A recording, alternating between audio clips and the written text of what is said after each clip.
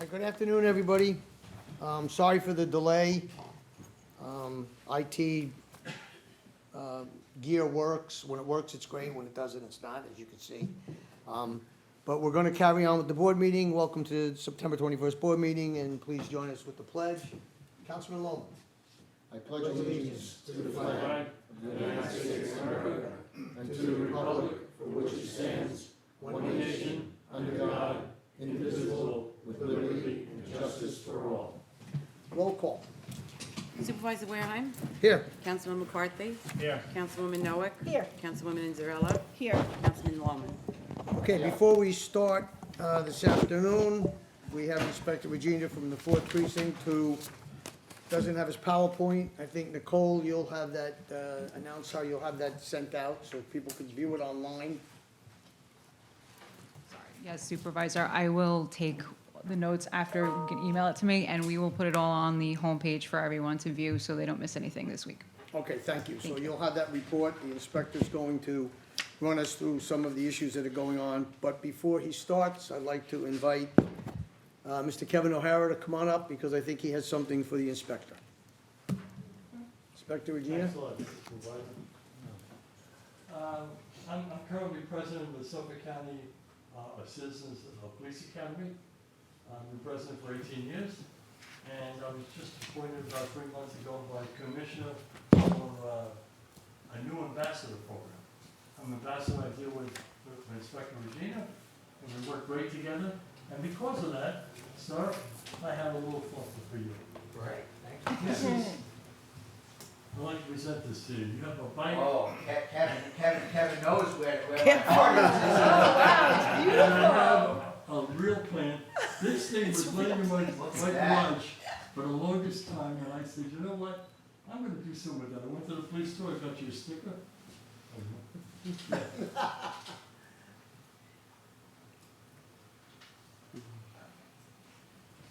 I went to the sticker, got you a Look Suffolk at County that. Serene, the Suffolk County Police. This is for you for the great job you and I worked together. Fire shot. Together. Mr. O'Hara is a great ambassador to the Suffolk County Police Department. And he also knows that I was the commanding officer of the Highway Patrol for 4.5 years. That's correct. I love being the commanding officer of 4th Precinct, but I'd be lying to everyone if I told you, a piece of my heart will always be in highway. Riding motorcycles with those gentlemen was something I'm always gonna remember. Those memories can never be taken from me. He knows how I feel about And I motorcycles. feel about that. It's all So, this is beautiful, Kevin. This is great. Thank you. We really appreciate it. We appreciate great the relationship we appreciate have. the relationship. Thank you, Kevin. Okay. Kevin, thank you very much. Thank you very much. Okay, Inspector, you're gonna just give us a rundown, and like Nicole said, we'll get everything up on the web online. Supervisor Werheim, members of the board, thank you again for having us. Captain Roseo is off today. As you know, our deputy inspector, our executive officer, Dave Lawler, retired in July. We're still waiting.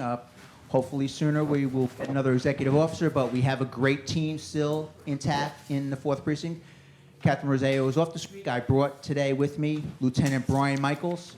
He is a longtime member of the 4th Precinct, longtime member of the department. He is the commanding officer of the Precinct Crime Section, which is our plainclothes unit that investigates mainly misdemeanor crimes, and they also investigate all of our school incidents.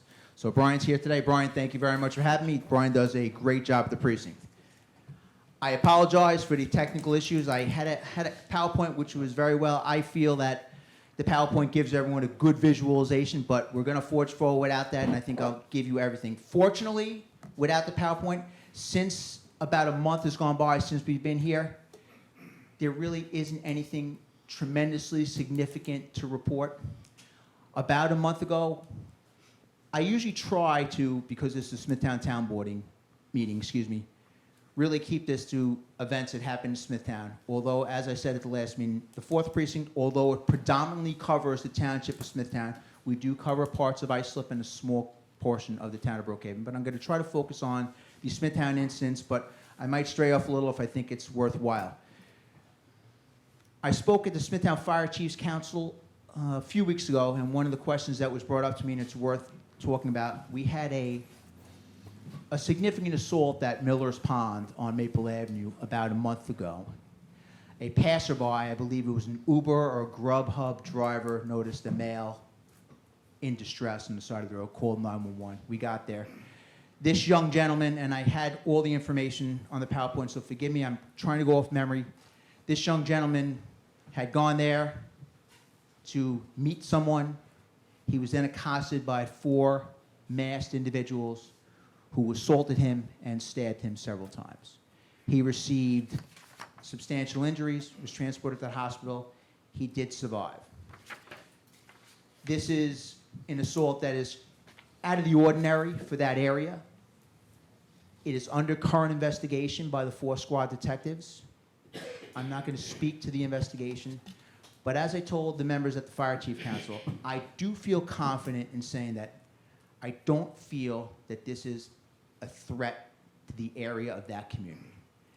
I believe in some way this gentleman was targeted. He was there to meet someone. I think someone probably knew that. I think there's probably some nexus to that. I don't think this was a random attack directed towards that area. And that's the feeling I have confidently.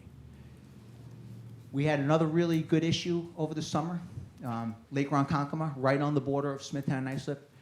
2 of Brian's officers and 1 patrol officer did a fabulous job. Gentleman was out kayaking. He was about 200 feet offshore. This gentleman had an internal defibrillator for a medical issue that he had. The defibrillator went off, which obviously caused him concern, as I think it would for most people. And in that concern, and I guess probably a little bit of panic, his kayak capsized and filled up with water and submerged, and he was unable to get to shore. We responded to 911 calls. I had some great pictures of the officers down, taking their uniforms off. They went in the water, and they safely brought this gentleman to shore. He was taken to the hospital for precautionary reasons, and he made a recovery, but the officers did a tremendous job in that.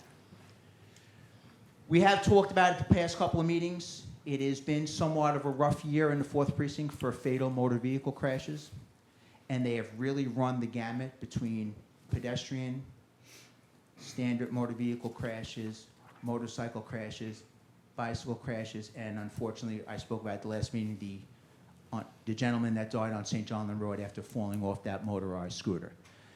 This crash we talked about, it did get some significant media attention, and it was a tragedy all around. It was on Harnett Road when 3 siblings were jogging, and they were struck by a vehicle, and one of the 20-year-olds did not make that.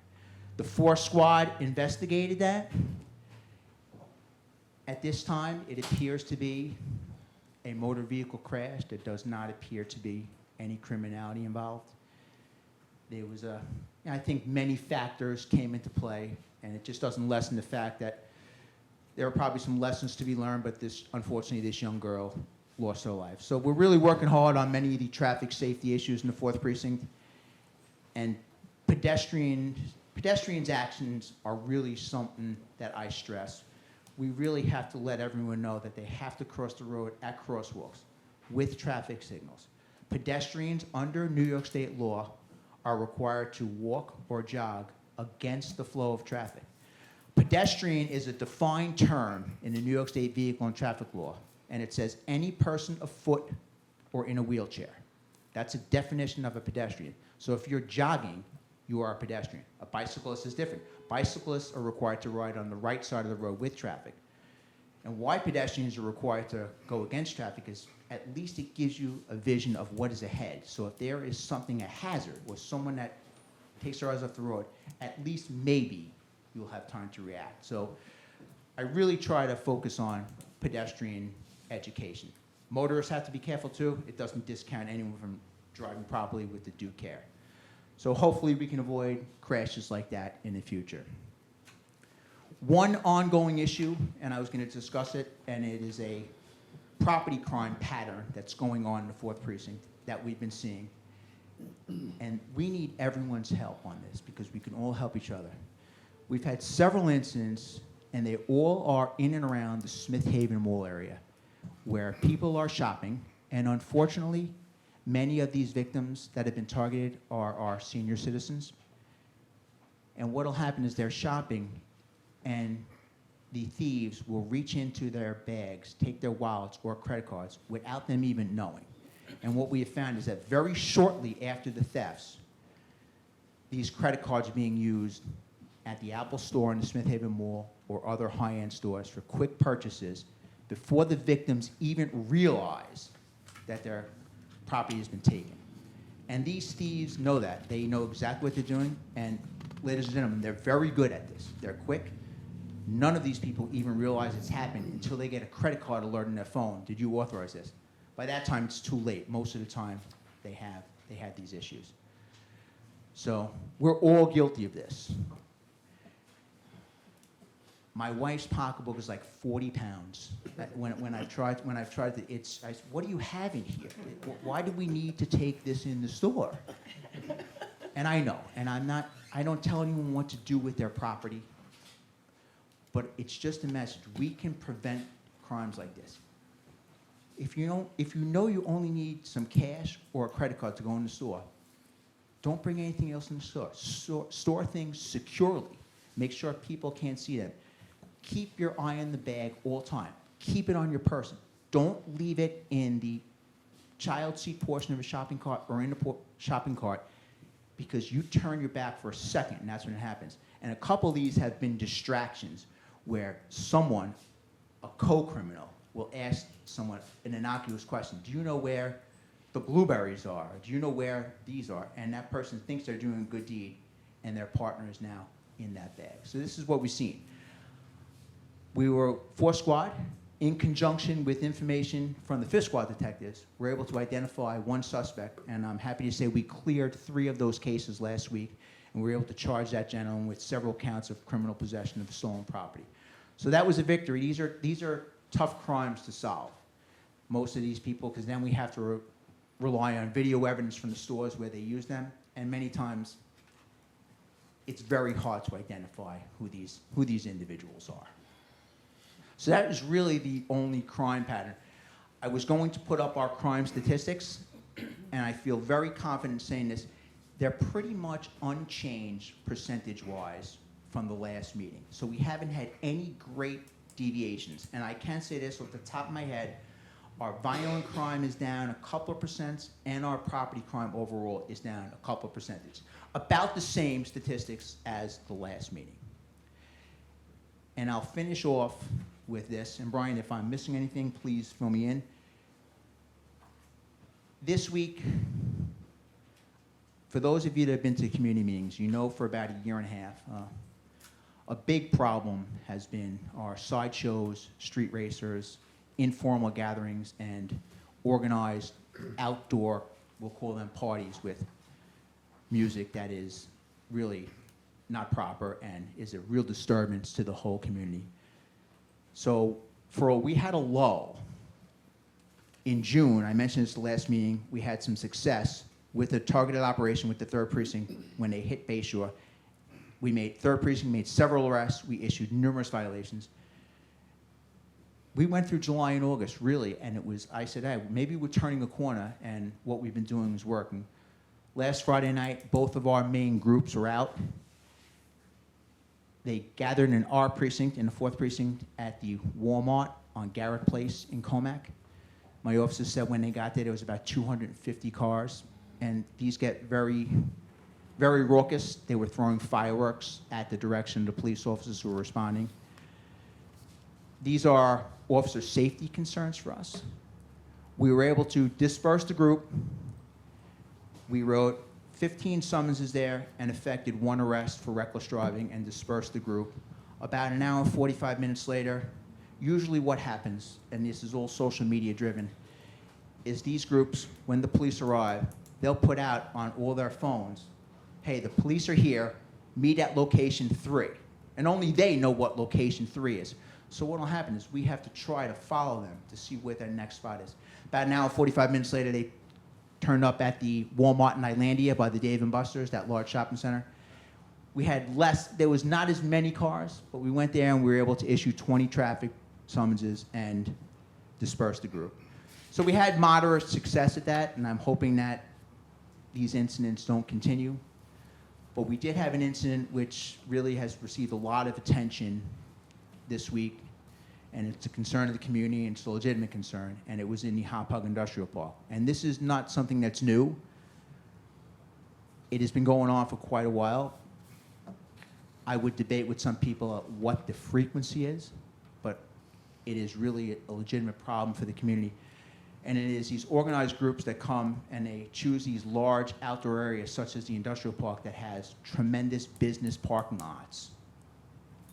And they have vehicles with speakers actually mounted to the cars. And these aren't speakers that you have in the house. These are industrial speakers.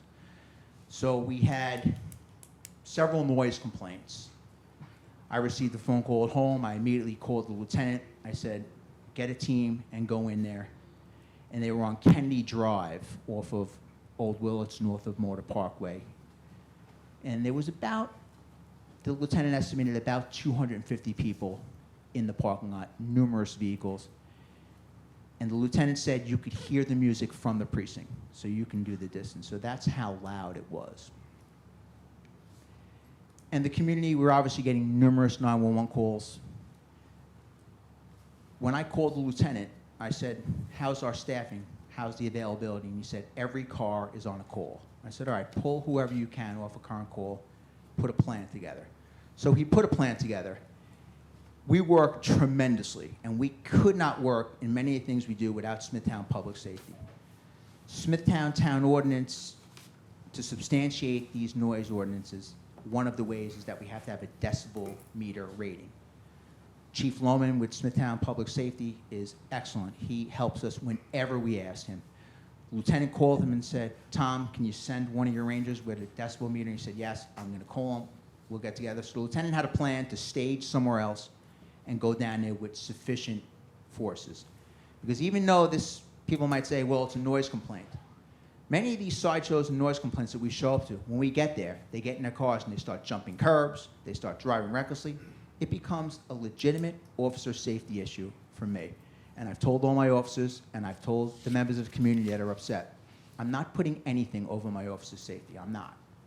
And I understand that we're here to serve you, and that's what we're going to do. And we're going to do our best. But my officers' safety comes first. And these things can turn just like this. I had some videos in the PowerPoint I wish I could show. If you come to my next community meeting, I will show you them, and it'll give a very good illustration about some of the things that we're up against when we face these groups. So by the time we got down there, the groups had already started dispersing. So we were only able to effect minimal enforcement action at the first location. Many of these people regrouped at 350 Ozer, also within the industrial park. The lieutenant, again, working very closely with the town, was able to get into that location with the town ranger, achieve the correct decibel meter in violation of town ordinance, and we were able to identify both cars that were playing the music. We effected enforcement action on them. We issued both of those people tickets for violations of Smithtown Town Ordinance, and we were able to impound their cars and their speakers. This was really loud. I've gotten unbelievable amount of emails, phone calls this week that have spoken about this. It's a legitimate problem. We are absolutely doing everything we can. I know people were frustrated by what they perceive as a delayed response. And I've been honest with everyone that has called me this week. Right before I came to this meeting, I got a letter and I called the gentleman and I had a good conversation with him. And I said, yes, that response was delayed. And it was delayed on purpose because of tactics and because of manpower. And I'm not second guessing my lieutenant's decision. And you might say, well, you're supporting you guys. Well, I am in this case. I believe this was the correct decision because at the end of the day, in probably about an hour and 45 minutes, the music had ceased. It was probably 11:45 at night, and we had taken enforcement action and impounded 2 vehicles and speakers.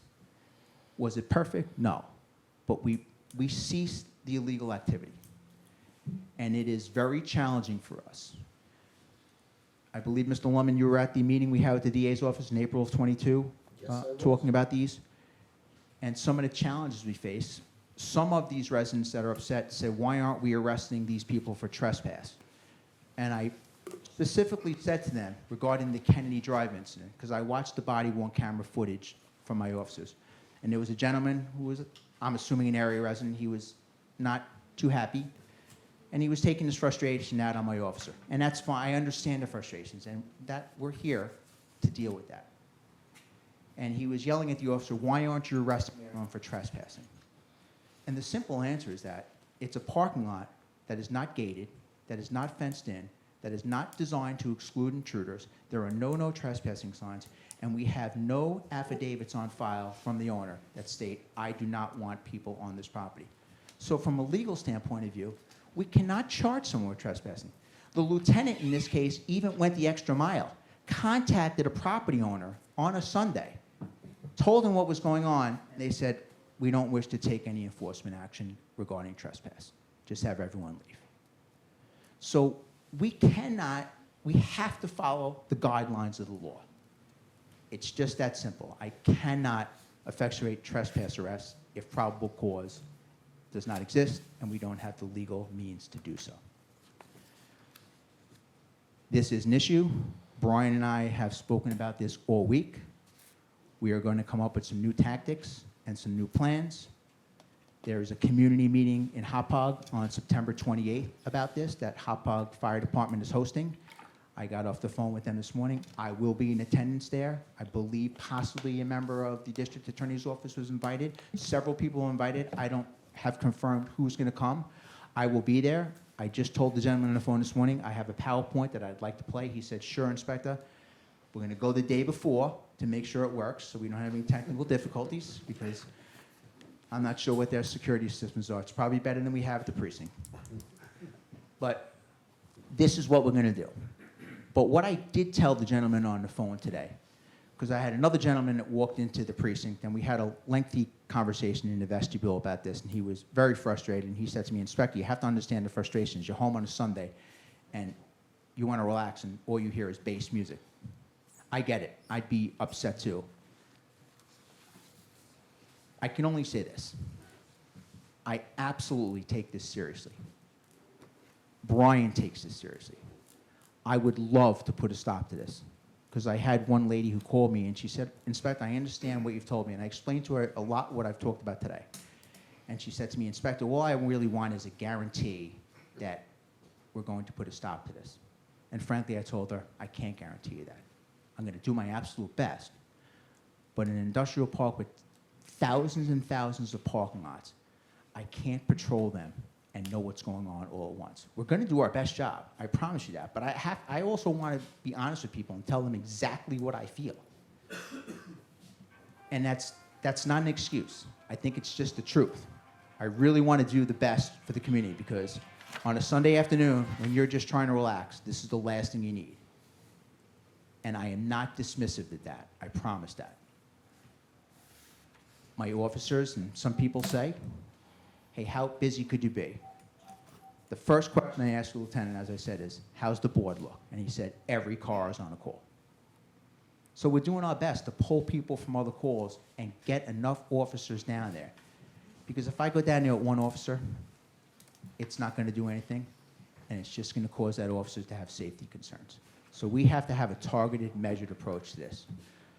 Anyone wants to hear more about this, I'm sure the meeting on the 28th is going to be solely focused on street racing, sideshows, and noise complaints. And there's going to be a lot of people there from the community, so I'll stay as long as needed and address any questions anyone has at that meeting. And Brian is going to come with me, and we're going to try to put forth all the information we have on what we've done over the last year and a half, enforcement-wise, tactics-wise, and information-wise. And the only other thing I will end on, one other thing I forgot, everyone, we still have a continuing problem, and Kevin and James have heard this from me about 1,000,000 times. Please lock your vehicles. Please don't leave your wallets in your vehicles. Please don't leave laptops open. It is just an invitation for someone in the middle of the night to open your doors, take your vehicle, or take your property. It's something that we can really, really have an impact on. So please spread that amongst everyone, because it is a continuing problem throughout the precinct, not just in Smithtown, but for every hamlet within the 4th precinct. motor vehicles getting broken into at night, 99% from unlocked doors, sometimes with key fobs left in the vehicle, and property, wallets, and expensive items left in plain view. I'll take any questions from anyone. If not, I'll wrap it up. Thank you, Inspector. Appreciate your time and your effort. And Anytime. Lieutenant, Thank you for having us. Thank you very much, Thank Inspector. you. Thank you, Lieutenant, for being here. Just wanted to let you know that Smithtown Public, I was working Friday night when this came across, and I ran out to help out, and we went down there with the street racers when they threw on fireworks in our direction. Smithtown Public Safety was down there in big numbers. I think there was 6 guys down there giving us a hand, so we appreciate that. Excellent. That's We'll always good be to there hear. for you Thank guys. you. Absolutely. We need as much resources on this as possible, so that response, just like the lieutenant said, is key for us. It helps us out tremendously. Excellent. Thank you. Thank you very much. Okay, this afternoon also, Ms. Allison Murray will be up here to do a presentation about our DRI grant that we are applying for downtown business revitalization. Ms. Murray?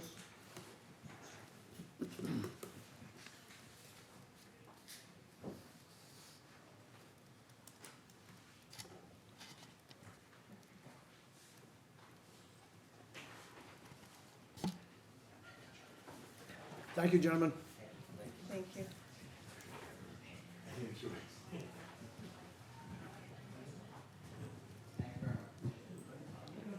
Thank you, Supervisor, members of the Town Board. I'm Allison Murray. I'm a Principal Planner in the Planning Department.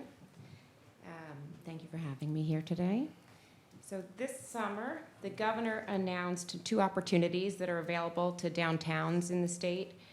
This is going to be the 7th round, I believe, of the Downtown Revitalization Initiative, and it's the second round, the second year for the New York Forward program. Some of the past winners, which people in the audience and the board may be aware, are Hicksville, downtown Westbury, Central Islip, Amityville. I believe Lindenhurst received the New York Forward grant last year. Some of the program details, and so that that members of the community and the board are aware, the programs are very similar. The differences largely come in the amount of money that's awarded to the downtowns. The Downtown Revitalization Initiative offers up to $10 million to a downtown in each of the regions, each of the 10 regions of the state. It can be split into 2 or 3 smaller communities. And what they're looking for in the Downtown Revitalization Initiative is majorly transformative projects. So the addition of hundreds of apartments, that sort of a thing, that'll add a lot of workforce housing in and around the downtowns. The New York Forward program is a bit of a smaller project. It also awards up to $10 million in each region, but the awards tend to be smaller awards that'll go to a number of the downtowns. And what they're looking for here is downtowns that are a little more quaint, somewhat smaller than the really large ones. Luckily, we can apply for both of those programs together.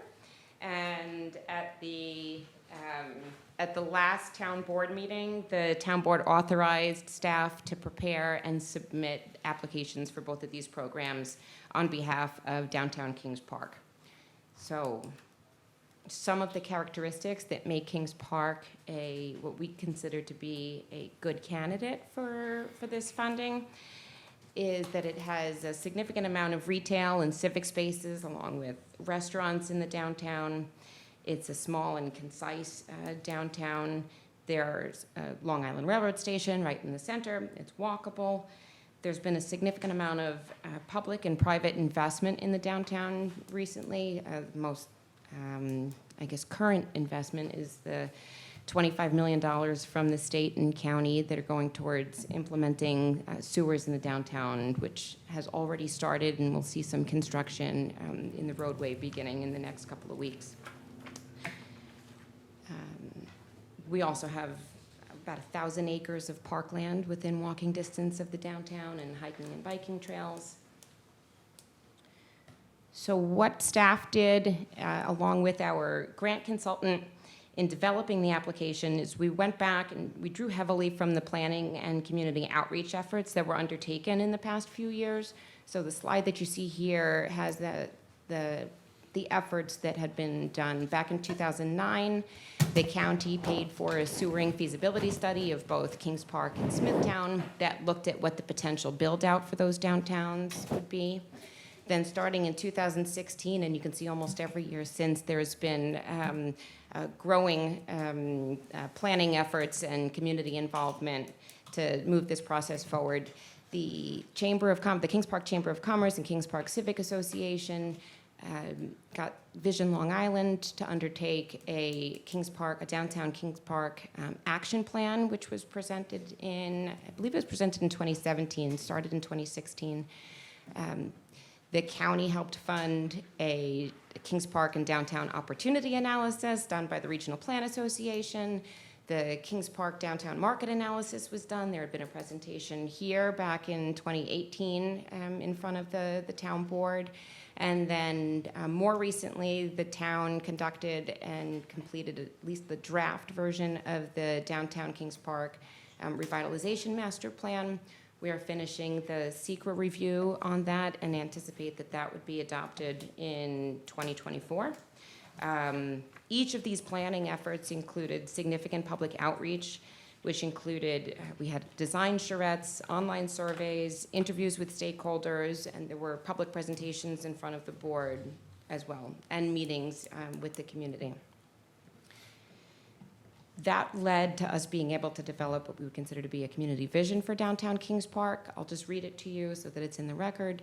The vision is to attract public and private investment to enhance the character of downtown Kings Park, a vibrant and walkable Main Street business district with diverse mixed-use development to support regional recreational demand by leveraging key assets, including a centrally located Long Island Railroad station, new sewer service, close proximity to regional innovation and employment centers such as the Innovation Park at Hauppauge and SUNY Stony Brook, as well as some of Long Island's most pristine environmental and recreational amenities, including parklands, waterways, and greenbelt trails. The draft Kings Park downtown revitalization master plan took, as we had said, many of the efforts, the action plan that had been done, the market analysis that had been done, and developed a list of projects that would be the most helpful in revitalizing the downtown. The planning department and other staff had gone through a list of these projects, and we've highlighted what we believe most closely fit with the DRI and New York Forward parameters. What I'd like to emphasize here is that this is a draft list, and we encourage members of the community and the board to share with us any other projects that they believe would also be eligible for funding, particularly if there's private investment that would advance the objectives of the DRI. We'd like to be able to include those in our application as well. I'll leave this up here. I can make the presentation available to anybody. And I think the board will ask, and we'll ask that if anybody in the audience today has comments that they'd like to share during the public speaking portion, that would be great. Also, up on our website, we've posted a link, a simple form that if there's anyone who's listening and wants to participate, you can simply submit your recommendations and comments through that form on the website. Your other option is I've put both the phone number and my email address here. If anybody would like to email those comments instead of putting it through on the form through the website, you're welcome to do that as well. Thank you very much. Nice job. Thank you, Ms. Murray. Thank you very much. As Ms. Murray said, if anyone would like to comment on the DRI grant, you could do so at the public portion. Thank you very much. Supervisor, my apologies. I have to go and change into my funeral going clothes. We have a funeral again down in Essex, so I'm going to leave. Okay. Thank you, gentlemen, for being here. Have a great day. Mañana. Okay, we will move to the sitting as Board of Water Commissioners. Deputy Clerk. The minutes approval of September 5th, and there's one resolution for transfer between budget accounts. Councilman Loman, Yes. Councilwoman Inzarella, Yes. Councilwoman Noack, Yes. Councilman McCarthy, Yes. Supervisor Wareheim. Yes. Reconvene as town board, and we'll move to the agenda. The Building Department report from August 2023. There's 2 resolutions to advertise for public hearings. They'd authorize the town clerk to advertise for 2 public hearings, both be held at 2 p.m. on Tuesday, the 7th day of November 2023 at Town Hall. The first is to consider the town's entry onto property located at 422 Lake Avenue South in Wisconsin due to a violation of Chapter 221 of the Town Code. And the second one is to consider entry into property located at 769 Middle Country Road in St. James for property which is in violation of Chapter 112-25A. Councilman Loman, Yes. Councilwoman Inzarella, Yes. Councilwoman Noack, Yes. Councilman McCarthy. Yes. Supervisor Wareheim. Yes.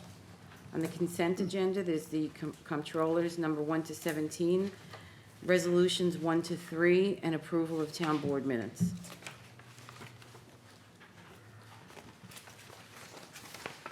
If anybody, Anybody on the town council wish to remove anything from the consent agenda? No. No. Thank you. Cool. Councilman Loman, Yes. Councilwoman Inzarella, Yes. Councilwoman Noack, Yes. Councilman McCarthy. Yes. Supervisor Wareheim.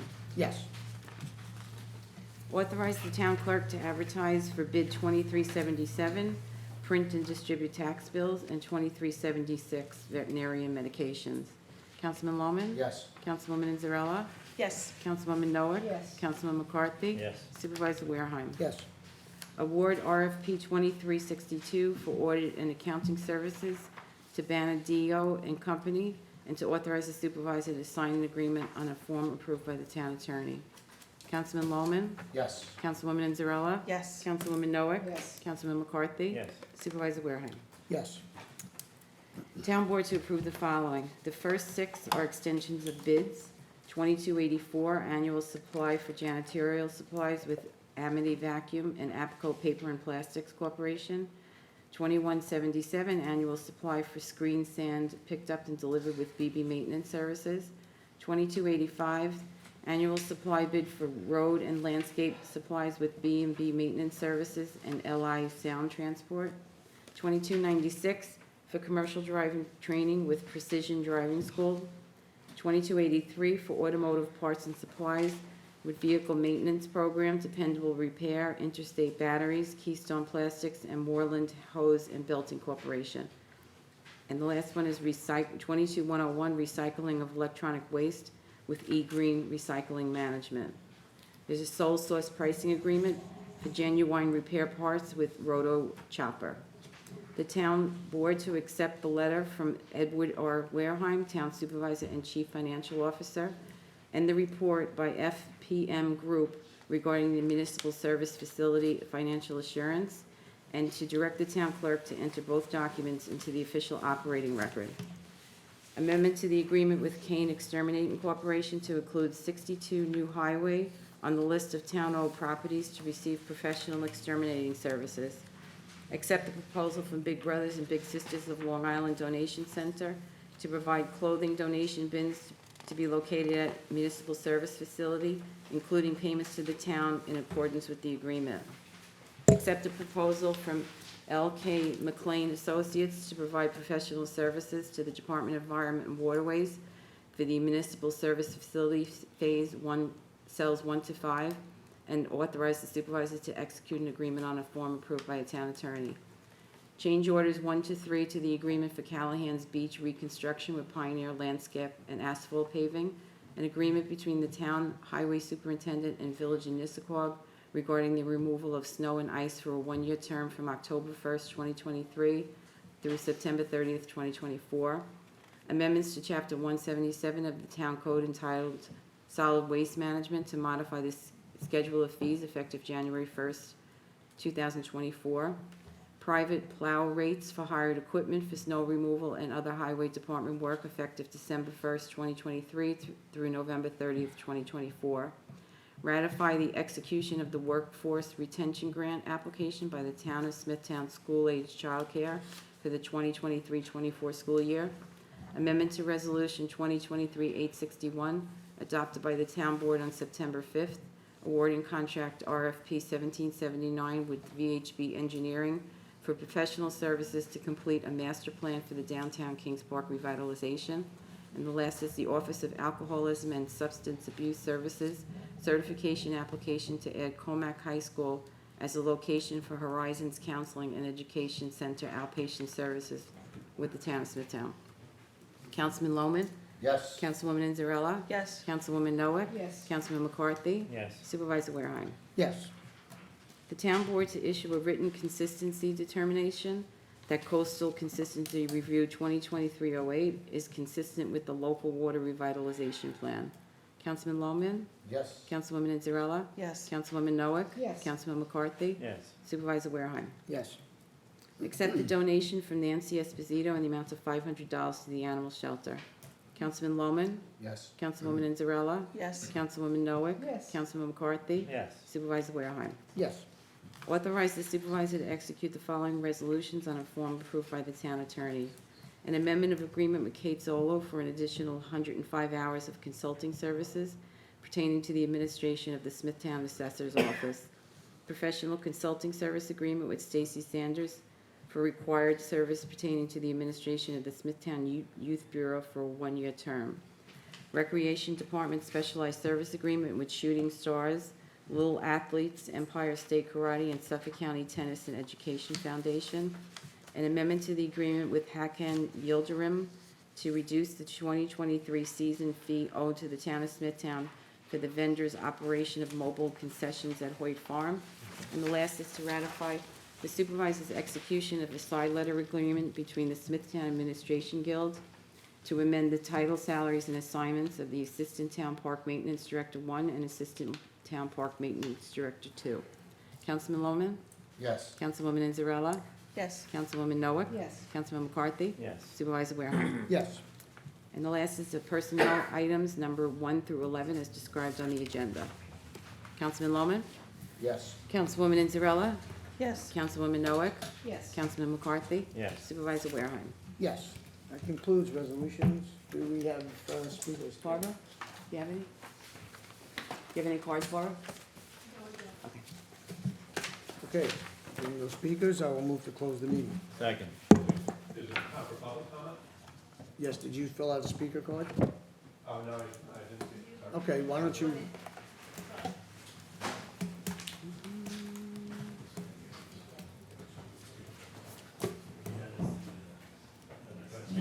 Yeah. before you start, public participation is subject to the rules of decorum, which you have on your speaker card. Town Code Section 76.7, public portion is for town-related matters only. Any unsubstantiated, unverified, or material false information will be interrupted.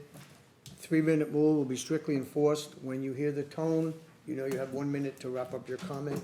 Please address the town All board. right, may I give out a handout? To the clerk. Yes, there's a few copies if you want to distribute it. So, I'd like to suggest that the town of Smithtown complete. Share your name and address. Oh, yes. My name is Kevin Feit. I'm at 32 Abbey Drive in Comac, 11725. So I would like to suggest that the town of Smithtown complete the installation of sidewalks on Harnett Road in Comac between Vanderbilt Motor Parkway and Veterans Highway Route 454, as well as adjacent streets that have inadequate sidewalks. As the inspector described earlier, a 22-year-old jogger, Elena Kadanov, died, and her 2 brothers were injured when they were hit by a minivan while jogging on Harnett Road about 3 weeks ago. Currently, there are sidewalks in some sections of Harnett Road, but they abruptly end. Where there is no sidewalk, the shoulder is extremely narrow in some places and can be completely taken up by a sewer grate, as you can see in the, one of the photos I handed out. This makes it impassable for a wheelchair or stroller. The speed limit on Harnett Road is nominally 30 miles per hour, but there's long stretches of road between traffic signals, and cars are regularly going 40 to 50 miles per hour on that road. Sidewalks would provide several benefits to the community. First of all, safety. According to the Federal Highway Administration, providing walkways that are separated from travel lanes can help prevent up to 88% of crashes involving pedestrians walking along roadways. Second, environmental friendliness. Every mile walked is one that does not consume our natural resources or generate emissions. Third, ability to walk to nearby shopping centers and parks. There's shopping centers on Vanderbilt Motor Parkway, west of Harned Road. They are within walking distance of neighborhoods east of Harned Road, but the lack of sidewalks on Harned Road makes walking there impractical. Similarly, Valmont Park is a beautiful town park, but is difficult to reach by walking from neighborhoods on the other side of Harned Road. Lastly, increasing home values. Walkability is an important factor and becoming a more important factor for many home buyers, and improved walkability leads to higher home prices. This is not a new suggestion. The safety and environmental benefits are also discussed in the 2020 comprehensive plan. The draft generic environmental impact statement states on page 400, to support alternative modes of transportation, the sustainability plan recommends a safe and accessible transportation network, which could include bypass sidewalks and connections between schools, parks, and recreation facilities. Specifically, the plan recommends the town conduct a gap analysis and also recommends that the town adopt a complete street policy, which is a transportation policy and design approach that encourages streets to be designed, operated, and maintained to enable safe use and mobility by all users. The U.S. Department of Transportation has grants that can help support the sidewalk. Unfortunately, the town's already missed the grant window for this year since it closed on July 10th, 2023, but should reopen in spring 2024. So as I said, I believe, I'd urge you to consider this proposal and include it in the 2024 budget. Given the dangerousness, I don't think the town should wait another year to get the federal funding. I think it's something that should be addressed as soon as practical. I also suggest that the town proceed with adopting the complete streets policy. And if anybody doesn't think sidewalks are necessary, I would encourage you to take a walk on Harned Road and see for yourself. Thank you for your consideration. Thank you very much for your comments. Anybody else? That's it. Okay, now move to close the meeting. Second. Supervisor Wareham? Yes? Councilman McCarthy? Yes. Councilwoman Noack? Yes. Councilwoman Inzarella? Yes. Councilman Bowman? Yes. Okay, thank you all for attending. Be safe.